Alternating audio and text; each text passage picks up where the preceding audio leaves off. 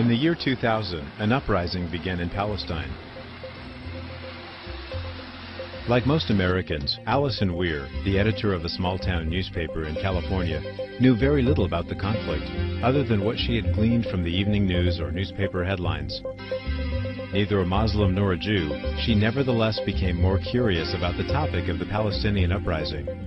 And as she researched it, she became increasingly suspicious that the American media were not telling us the whole story. Months later, she traveled to the occupied territories as an independent journalist to find out for herself what the U.S. media seemed to be omitting. 5 years ago, I guess it was, I knew almost nothing about Israel and Palestine. I skimmed the headlines on the topic, I accepted the confusion of what I read, and like most people, I just moved on. At that time, I was the editor of a very small newspaper in Northern California, in Sausalito.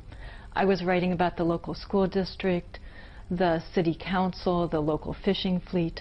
The Middle East seemed distant and really irrelevant to my daily life.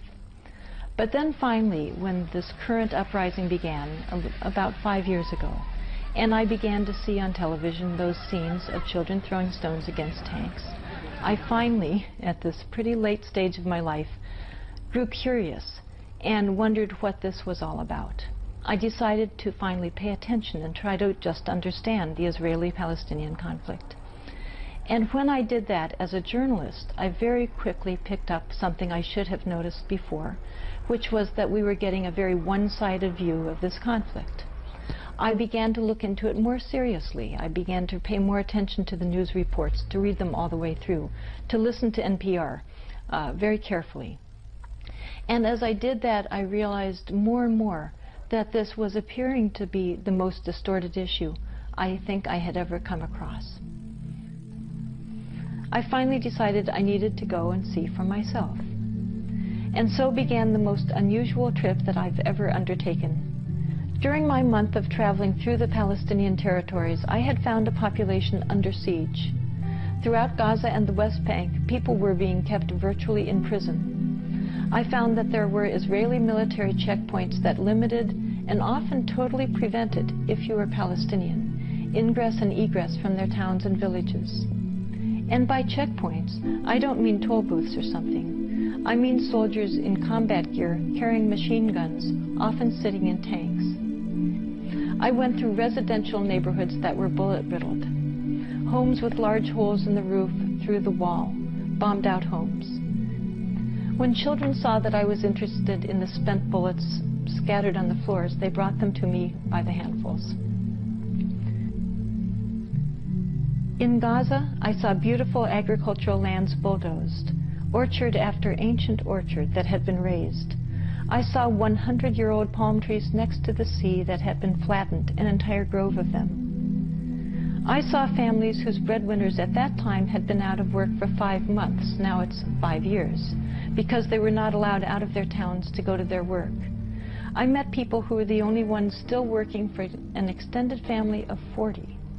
This is the reality in occupied Palestine. I talked to women living in tin shanties and tents in the dirt. They had had homes. They were not inherently penniless people. One woman had had 2 homes. One was for her son, who had just gotten married. But Israel had wanted their land, so it had bulldozed their homes. Since thousands of children, literally, have been injured by American weapons, they're not hard to find. I saw boys with holes through their stomachs, in their heads, in their backs. I saw a brain-dead 12-year-old. He had dared to throw stones at Uzi-carrying, tank-wielding soldiers. I saw boys who will never walk again. They won't skip, they won't have children, they won't frolic. Their childhoods are finished. This is what I saw in Gaza. And then I visited Ramallah. I visited a newspaper office with sandbags around against the bullets the Israeli military shot at them on occasion. And then I visited Bethlehem, where I saw an infant. I saw a hospitalized baby whose mother had not been able to visit him for months because she was not allowed out of Gaza to visit her sick baby. And this is what I saw in Palestine. But it's not what I saw when I read the San Francisco Chronicle when I returned to the United States. And I went to the library to see, upon my return, what the newspaper had printed for the 30 days that I was gone. As I looked through the pile of newspapers, I was appalled at what had been considered news coverage. I discovered that there had been no mention of 9-year-old dead Obai, no mention about a mother of 3 being killed in Ramallah, nothing about paralyzed children or women drinking tea in the dirt. Instead, I read only about an Israel under siege. I found it difficult to answer their questions. I was tired of telling people that Americans don't know what we're doing, that our newspapers don't tell us.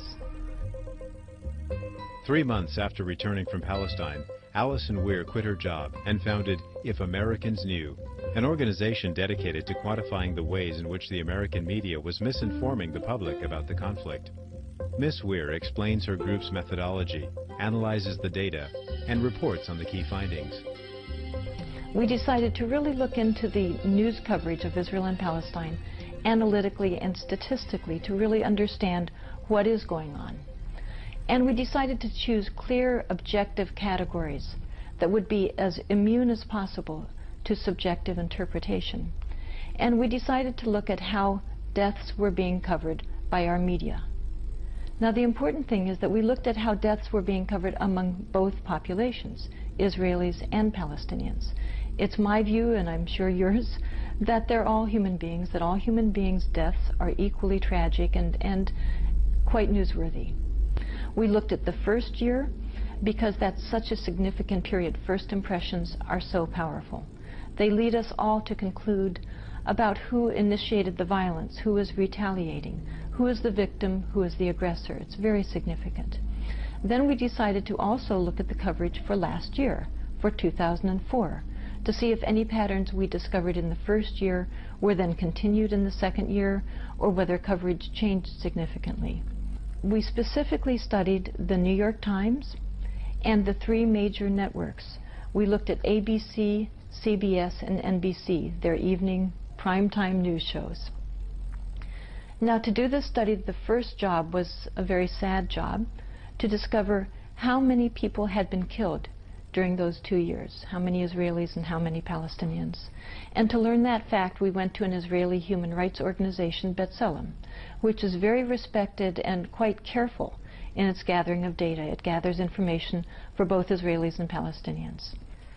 So in looking into how many people had been killed in that first year, we discovered that 165 Israelis had tragically been killed by Palestinians, and that 549 Palestinians had tragically been killed by Israelis. In 2004, what you discover is that 107 Israelis had been killed, which was a reduction. It was about 30% less than the first year. So they had experienced a calmer period of time. For the Palestinian population, however, you discover that the amount of death had greatly increased, that 821 Palestinians had been killed during that period. That they were, therefore, Palestinians were being killed last year by a rate of 8-to-1 over Israeli deaths. Now, keeping those numbers in line, we then looked at what the New York Times had reported and what these major networks had reported. For example, we found that ABC had covered Israeli deaths at a rate 3.1 times greater than Palestinian deaths. We discovered that CBS had covered Israeli deaths at a rate almost 4 times greater, 3.8-to-1. We discovered that NBC covered Israeli deaths at a rate 4 times greater than Palestinian deaths. In other words, just to take one example, CBS distortion that's over 2 times greater. That's a major factor, and we're seeing it 3 and 4 times greater. Now, what's even more troubling is when you look at how children's deaths are being covered, because children's deaths, of course, are especially tragic to so many of us. Almost everyone throughout the world feels that children are illegitimate targets of strife. Their deaths are intolerable. They're something that the world should prevent. So it's very important to see how our media are reporting on the large numbers of children that have been killed in this conflict. Now again, the first thing that we always should ask, and I hope we'll always remember to do this everywhere, is how many children were killed among both populations. When we hear a number among one population anywhere in the world, let's always ask, well, what about the other population? I want the full information. So again, we had the very sad job of looking at how many children were killed in this conflict in the first year and then again last year. We discovered that in the first year, 28 Israeli children had been tragically killed. And we discovered that 131 Palestinian children had been tragically killed during that first year. Now let's look at 2004, a period of relative calm, as our media were telling us. Well, again, we find a difference. It's very significant. We learned that 2004, 8 Israeli children had been tragically killed by Palestinians, and we learned that 179 Palestinian children had been tragically killed by Israelis. In other words, Palestinian children were being killed last year at a rate 22 times greater than Israeli children. Now here's an example of what the New York Times covered in that first year. We found that the New York Times covered Israeli children's deaths at a rate 6.8 times greater than Palestinian children's deaths. They reported on 125% of Israeli children's deaths, and for that same year, they reported on 18% of Palestinian children's deaths. Let's look at what they did in 2004. In 2004, we found that the disparity had grown even greater, and the New York Times reported on Israeli children's deaths at a rate over 7 times greater than they had reported on Palestinian children's deaths. Then you look at the TV networks, and they make the New York Times almost look good. The television networks, the disparity in coverage of children's deaths is truly off the charts, which of course is the name of our reports. And as we describe our reports, you'll see how that phrase continues to fit the media coverage, off the charts. So we found that the networks had covered once again Israeli children's deaths at far greater rates. And remember, we're not even measuring how much time was spent on each death, the wording that was used, how much personal information was given. I have no doubt that that would increase this differential even far greater than I'm describing. We're just talking about a death even having been reported or having been mentioned and finding enormous distortion there. We found that in the first year of covering children's deaths, ABC covered Israeli children's deaths at a rate 13.8 times greater than Palestinian children's deaths. We discovered that CBS covered Israeli deaths at a rate 6.4 times greater than Palestinian children's deaths. We discovered that NBC covered Israeli children's deaths at a rate about 12.5 times greater than Palestinian children's deaths. These are all children. Their deaths are all tragic. Why are we hearing about one population's deaths at a rate up to 13 times greater than we're hearing about another population's deaths? As Americans, we need full information, not information about only one population. Then we look at what the networks did in 2004. In 2004, we found that, again, this immense distortion was going on. We discovered that ABC covered Israeli children's deaths at a rate 9 times greater, CBS covered Israeli children's deaths at a rate almost 13 times greater, and NBC covered Israeli children's deaths at a rate approximately 10 times greater. Once again, a huge differential based on ethnicity in the reporting that we're getting from our media. Another way of looking at these deaths is in the following charts, where we show on one side the Israeli column is in blue, and you'll see that the top half of the column is a different shade of blue. Those are the repetitions of deaths that were reported in our media, where that makes the blue column, which is the Israeli death column, look significantly higher than the amount of death that was actually going on the ground. Then you compare that to the red column, the Palestinian column, and you'll notice that the top half, far more than half, I'm afraid, of that column is a vast empty column of Palestinian deaths that were never even reported once, making the Palestinian death column look far smaller than it was in reality.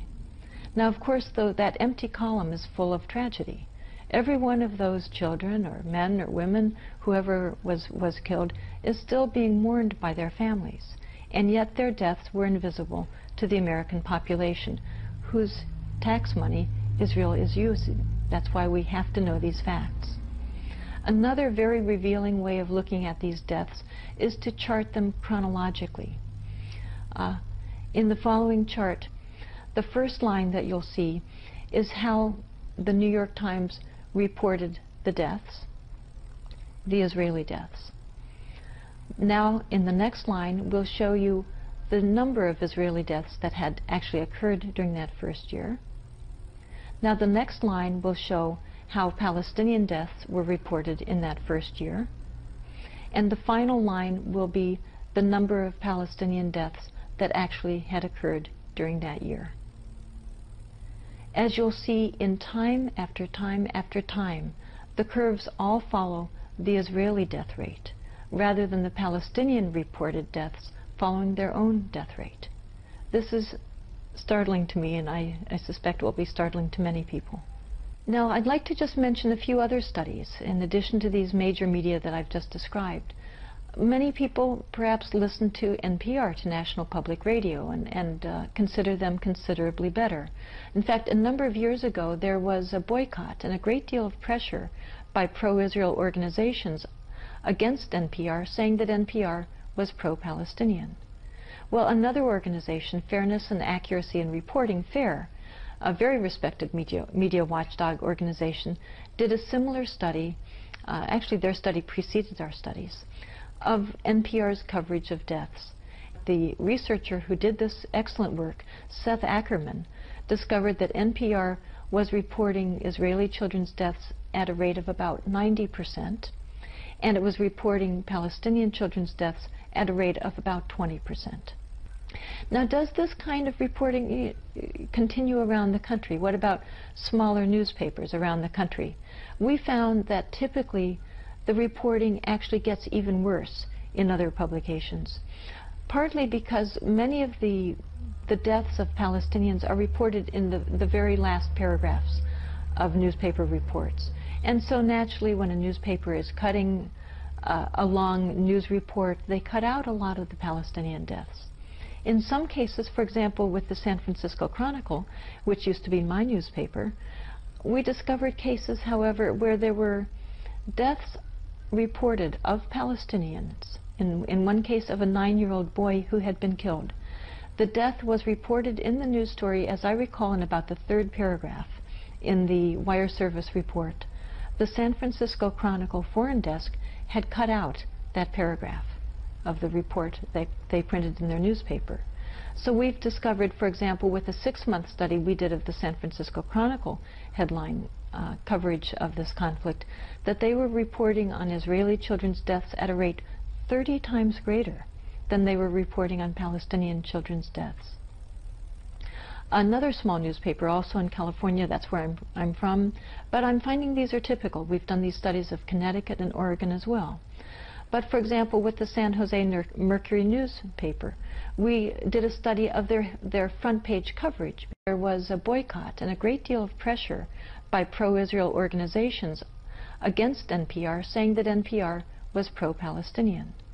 Well, another organization, Fairness and Accuracy in Reporting, FAIR, a very respected media watchdog organization, did a similar study. Actually, their study preceded our studies, of NPR's coverage of deaths. The researcher who did this excellent work, Seth Ackerman, discovered that NPR was reporting Israeli children's deaths at a rate of about 90%, and it was reporting Palestinian children's deaths at a rate of about 20%. Now, does this kind of reporting continue around the country? What about smaller newspapers around the country? We found that typically the reporting actually gets even worse in other publications, partly because many of the deaths of Palestinians are reported in the very last paragraphs of newspaper reports. And so naturally, when a newspaper is cutting a long news report, they cut out a lot of the Palestinian deaths. In some cases, for example, with the San Francisco Chronicle, which used to be my newspaper, we discovered cases, however, where there were deaths reported of Palestinians, in one case of a 9-year-old boy who had been killed. The death was reported in the news story, as I recall, in about the 3rd paragraph in the wire service report. The San Francisco Chronicle foreign desk had cut out that paragraph of the report they printed in their newspaper. So we've discovered, for example, with a 6-month study we did of the San Francisco Chronicle headline coverage of this conflict, that they were reporting on Israeli children's deaths at a rate 30 times greater than they were reporting on Palestinian children's deaths. Another small newspaper, also in California, that's where I'm from, but I'm finding these are typical. We've done these studies of Connecticut and Oregon as well. But for example, with the San Jose Mercury newspaper, we did a study of their front page coverage, because again, front page coverage is very significant. And we discovered that they had in fact reversed the reality on the ground. In other words, their headlines made it appear that more Israelis were being killed than Palestinians, and in fact by a great percentage. This is just extraordinary when you think about it. Consider if the Mercury News or our networks had reported the World Series backwards. Imagine if they had reported the winner to be the loser, and vice versa. They would be the laughing stock around the country. Everyone would notice, late night comedians would be making jokes about it. Here we have a situation of life and death with this kind of error being committed daily, and no one is even noticing it. Now again, let's look at what this omission entails, because mainly what we discovered was omission. And of course we all know the most effective lying is lying through omission, because no one even knows what's missing. So by omitting so many of these deaths, it also omitted what was the cause of their death. What were these people like? What was going on? We discovered that in looking at children's deaths, we especially looked at the first month and collected the data we could gather on the Palestinian children who had been killed in that first month. Keep in mind that in that first month there had not been a single suicide bombing in Israel. There had not been a single roadside bombing. There had been no bombing. Not a single Israeli child happily had died yet in this conflict. And yet we found that child after child after child in the Palestinian territories had been killed. And as you'll notice, as you look at these reports, the largest single cause of their death was gunfire to the head. This we have found repeatedly to be the case. We also, of course, this omission and our reports didn't cover the injury rates, but Palestinians have been injured in also far greater rates than Israelis have been injured. For example, we discovered that in the first 3 months alone, 159 Palestinian children had had eyes shot out. Now, where did that fact come from? Certainly not from the New York Times. We didn't get it from, quote, Palestinian propaganda. This was reported in the Israeli newspaper Haaretz, a very respected newspaper in Israel. We need to know these facts too. Israelis are getting these reports. Americans should also get them. Finally, in many ways, perhaps the most significant omission in our media's reporting is our own connection to this conflict, the American connection to it. We need to always know that factor. And it turns out that unlike my initial impressions, it seems so long ago now, 5 years ago, where I thought this conflict was basically irrelevant to me, that I didn't have much to do with it, I've learned that Americans are major players in the Israeli-Palestinian conflict, because we give over $10 million per day to Israel. In fact, when you count up everything, all the loan forgiveness programs, the weapons subsidies, etc., the amount of American tax money to Israel is approximately $15 million per day. Now, if this sounds like a lot, that's because it is. It's off the charts of our foreign expenditures abroad. We give to Israel, which has a population of about 6 million people. That's the size of the San Francisco, the Bay Area, for example. We give them more than we give to all of sub-Saharan Africa put together. This is a very important statistic to know. We give more to Israel than we give any other nation on earth. Why don't more of us know this? Are we just lazy, self-absorbed people? I don't think Americans are that bad. I think most of us try to do a good job. And those of us that try to read our New York Times, listen to our network news coverage, it turns out that they are not reporting this. We did a study, for example, of the San Francisco Chronicle. During 6 months of reports, we found that the Chronicle had run many, many news stories on this important topic. In fact, you would have thought it was ample coverage. They were running more news stories on Israel-Palestine than some local issues of great importance. And yet we counted up how many times the Chronicle had even mentioned U.S. aid to Israel, and found that out of that over 250 stories, they had only mentioned aid to Israel 3 times, usually in the last sentence of a story. And how many times had they given the full, accurate figure of the amount of aid that goes to Israel? We found they had never once done that.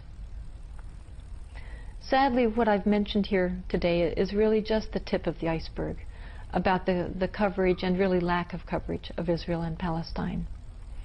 I cannot suggest too greatly the profound seriousness of this situation. This is potentially an apocalyptic situation, as we see tragic war in Iraq, the discussion of perhaps warfare, certainly sanctions against Iran, against Syria. This is promoting regional instability of the greatest danger to the region, to all people in the region, to the entire world, and certainly to Americans as well. We need drastically better coverage and fuller coverage of what's going on. We need the full facts.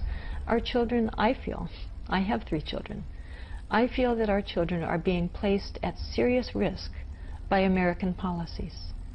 Now, other Americans can and should draw their own conclusions, but they cannot draw informed conclusions without having full, unbiased information. And we're not getting that yet. We won't get that until we all demand it.